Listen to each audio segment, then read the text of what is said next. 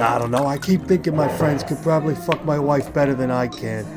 I wonder if any of them would go for it. I mean, if I offer her up for a night. That's a cuckold, Stanley. The what? A cuckold. It's where you allow other men to sleep with your wife. Oh, that's great. You see what a good husband I am? I'm only thinking about her needs.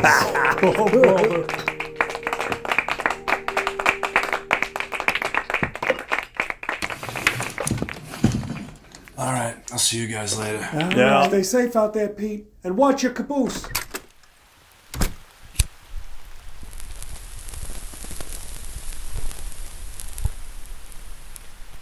Extra, read all about it. Bunny Whiskers is under investigation for grand larceny and racketeering. You want to tell me why you're out this late selling newspapers? Do you want to tell me why you can't mind your fucking business? I always loved photography. I took so many pictures when I was little.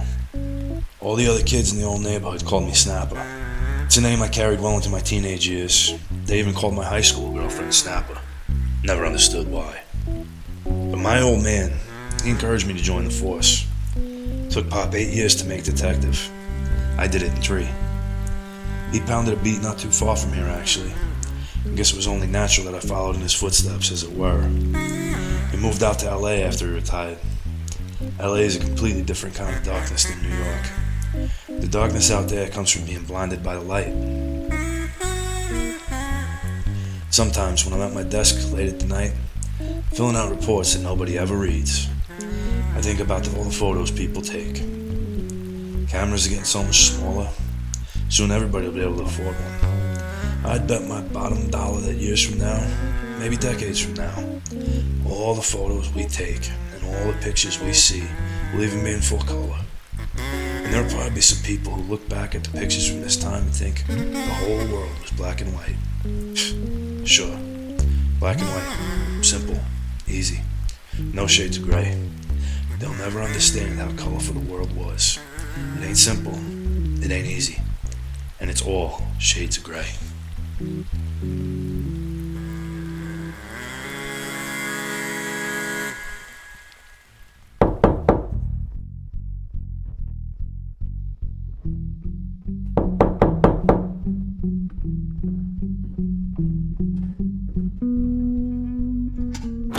Evening, ma'am. I'm Officer Ness.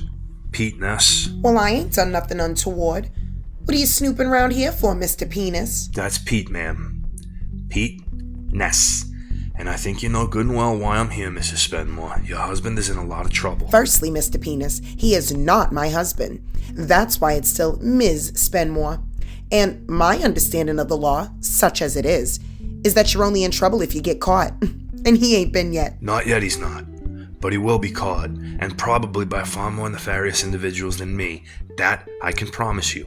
Now, I can keep him safe, but you gotta get him to turn himself in, and only to me. That's important, Mrs. Spendmore. Only to me. Right. That's not suspicious sounding at all. I should just tell him plain and simple, right? Oh, dear, a man named Mr. Penis came looking for you. Would you mind heading down to the police station and asking for a penis? Who do you think you are, Clark Gable? You've presented no warrant. You haven't shown me any proper identification. Prove to me you a penis. You're absolutely right. Look, here's my identification. This is my badge right here, okay?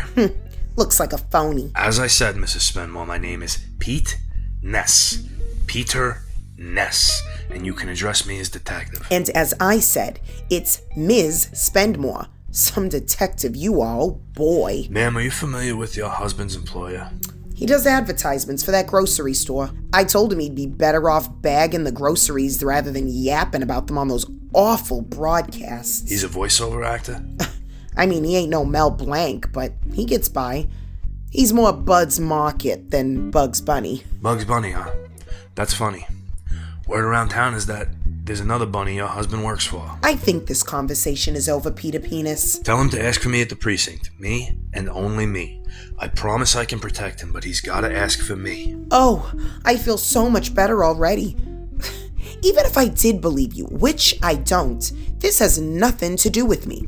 My husband, as you continue to call him, despite the fact that he refuses to propose to me, makes his own decisions, is responsible for his own actions, and has to be willing to accept any consequences.